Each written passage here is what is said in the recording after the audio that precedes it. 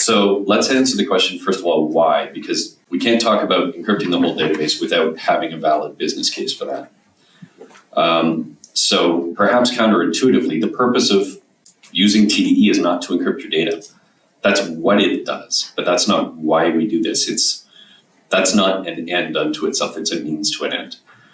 The purpose of doing this is because you are required by someone, maybe internally, maybe externally, to comply with some security regime and remain compliant and prove your compliance. So the end goal, the answer to the why question is business risk mitigation.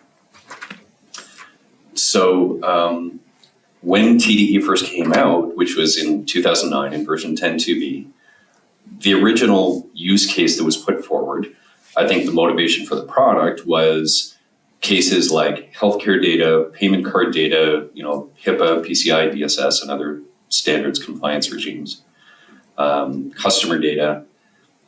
That was what was deemed sensitive, and you wanted to encrypt that data at rest, that is on disk. And the original guidance from Progress was carefully pick the data that you consider most sensitive, encrypt only that and nothing else, because you want to minimize your performance impacts.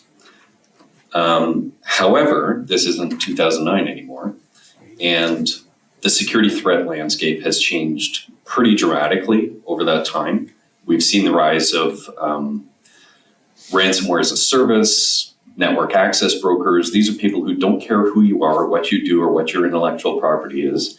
They'll just hack you because they can hack you, right? They find out you're using version X firewall or version Y VPN software. There's a 0 day in that. They hack everybody who's got it, and then that access to your network becomes a saleable commodity on the dark web. So you can't hide in plain sight anymore. You can't say, I'm small, they won't get me. They'll go after the blue chip companies. Everybody's a target. Everybody's at risk.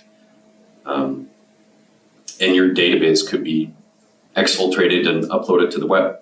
So if we think about a hypothetical example of that, let's say I have a 500 gigabyte database and I've carefully selected only the most secure data and encrypted that, the headlines aren't going to say, Rob protected that really sensitive 100 gigabytes. The headline is going to say, Rob's company let 400 gigabytes of unencrypted database data get stolen.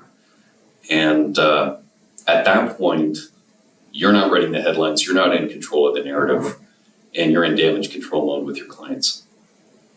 So the question I want you to ask yourself as you leave here is, am I still using an early 2000s security threat model in 2023 and beyond?